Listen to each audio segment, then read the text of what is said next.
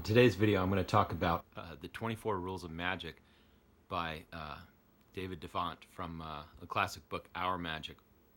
So we're going to start with rule number 1. Never set aside any accepted rule unless it's absolutely necessary to do so for some clearly defined reason. Okay? And that is, a lot of times in Magic, the rules are bent. When you look at Divernon and some of his effects, like his Cups and Balls, for example, you'll see how he uses the ruse of a pseudo-explanation to do his final loads, correct? Rule number 2 is always endeavor to form an accurate conception of the point of view most likely to be adopted by a disinterested spectator. That means always keeping the spectator's perspective. What impresses us as magicians doesn't always impress our audience when they like commercial effects that have certain levels of aspects that I'll go to in another video, meaning interesting effect, high impact, pragmatic effect, and overall emotional hook, etc., etc. There's many more elements, but I'll just touch on that. Rule number 3, avoid complexity of procedure and never tax either the patience or the memory of the audience. Divernon said it best, confusion is not magic. Rule number 4, never produce two simultaneous effects and let no effect be obscured by any subsidiary distraction. Henny Nelm said, I believe in his book Showmanship for Magicians, that all magic is discrepant. So what that means is that you never want to obscure with distractions or discrepancies and such. Rule number 5, let each magical act represent a complete, distinct, and separate entity comprising of nothing beyond one continuous chain of essential details leading to the definite effect. What that has to do with is the direct plot. Within the plot, you have the premise, the sub-premise, and the uber-premise, okay? The premise is the main plot. There's only 7 effects in magic, which you should know. The subplot is the sub-premise or the subtext, the underlying message you wish to convey. And the uber-premise is your scripting, which sometimes may be done silently, as in pantomime, etc. Okay, rule number 6 is going to be let every accessory and incidental detail be kept well within the picture and in harmony with the general impression which is intended to be conveyed. This basically means keep the theme. As I mentioned, the 3 themes within the magic, all of those themes have to be strengthened in order to reinforce each other. Otherwise, you'll have the overall presentation, effect, and method fall apart on you. This is like a reinforcing triangle. A triangle is the most strongest structure in the world. These are the 3 points in here, okay?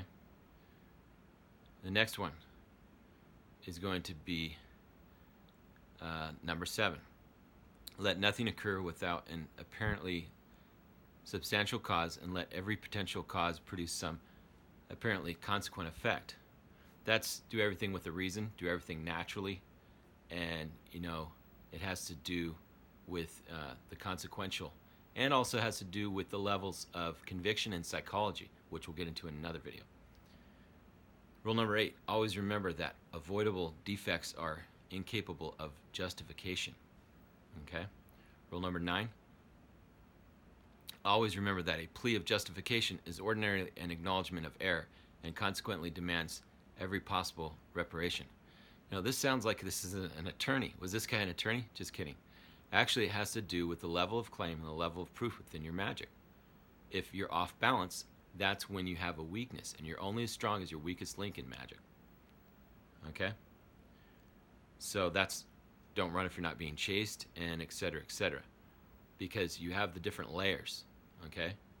Those are called the layers of conviction, if you will. Rule number 10. Cut your coat according to your cloth, but spare no pains in the cutting, or your procedure cannot be justified. That means, be well dressed and everything like this, okay? Rule number 11. Always remember that a notable surprise is incapable of repetition, and that the repetition of an effect of any kind, whatever, cannot create surprise. And that has to do with repetition and how it may be used for or against it when you get into the two perfect theory of adding imperfections into your magic to make it more perfect.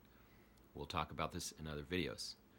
But basically, if you have too many surprises, it basically puts the peaks and valleys within the structure of your beginning, middle, and end of your routine. And so, if you're always repeating stuff too much, then it affects the surprise element, correct? Rule number 12. A minor conception ordinarily demands the cumulative effect of repetition. A conception important in itself should usually create a distinct surprise. Okay, rule number 13. The simultaneous presentation of two independent feats is permissible when one of them is associated with cumulative effect and the other is a final surprise. Okay, next, rule number 14. Unless good reason can be shown, never explain upon the stage precisely what you're about to accomplish. That goes without saying. In magic, we don't tell them what we're going to do because that ruins the surprise element. Unless we're doing a pseudo-explanation or unless we're taking them a different direction using misdirection, subtle misdirection, or scripting, or, every rule has a way to bend but not break because you never want to tell them exactly what you're going to do, right? That affects the surprise elements and such. Rule number 15 next. When presenting an effect of pure transition, the first and most important essential is the avoidance of every possible cause of distraction.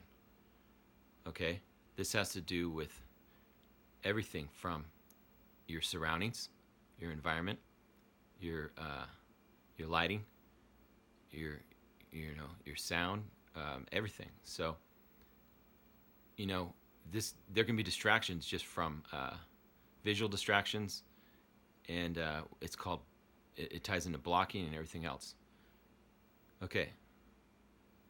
Next one is going to be number 16. When an effect of transition ends with a sudden revelation or surprise, the course of transition should be punctuated by actions or sounds leading up to and accentuating the final impression. Okay? Rule number 17. In every effect of pure transition, the beginning and the end of the process involved should be distinctly indicated by some coincidental occurrence. Okay?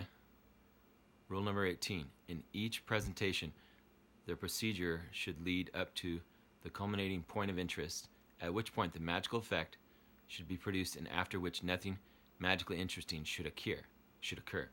This has to do with anticlimactic magic, such as you put a whole bunch of swords through a box and the girl's vanished. Okay, she's not harmed, she's not there.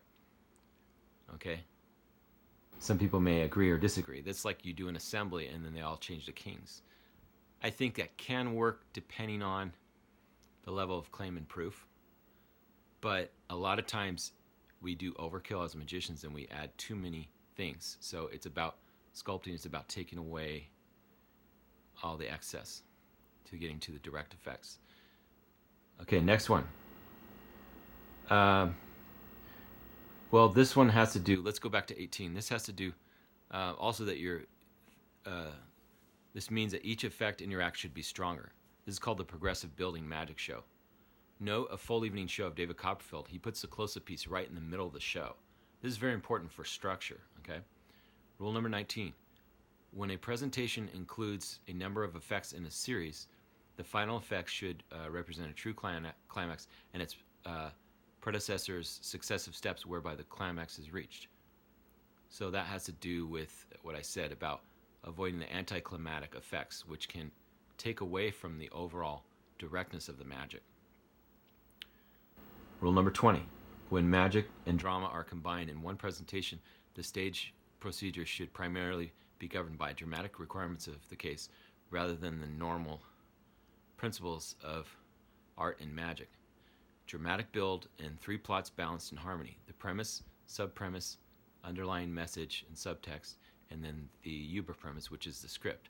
All three have to be in harmony, correct? Rule 21. When in a combination of the two arts, the primary requirements of drama have been satisfied, all subsidiary details of procedure should be dictated by the normal principles of art and magic. Next, Rule 22. No magician should ever present in public any magical feat which the procedure cannot be or has not been adapted to his own personal characteristics and abilities. This goes without saying that Lance Burton cannot be Matt King and vice versa. Be yourself. Rule number 23.